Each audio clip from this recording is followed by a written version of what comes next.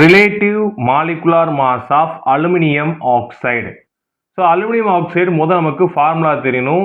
Al2O3 அதான் வந்து பார்த்தீங்கன்னா அலுமினியம் ஆக்சைடுடைய அலுமினியம் ஆக்சைடுடைய ஃபார்முலா. என்ன யார் யார் இருக்கா அப்படின்னு எடுத்து எழுதுங்க.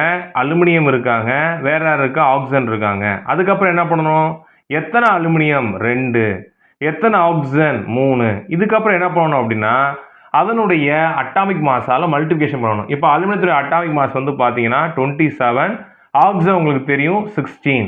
இதை மல்டிபிகேஷன் பண்ணி ரெண்டையும் ஆட் பண்ணிங்கன்னா உங்களுக்கு ஆன்சர் வந்துருச்சு. ஸோ 2 × 27 நமக்கு 54 வரும் தங்கங்களா. 3 × 16 நமக்கு எவ்வளோ வரும், 48 வரும்.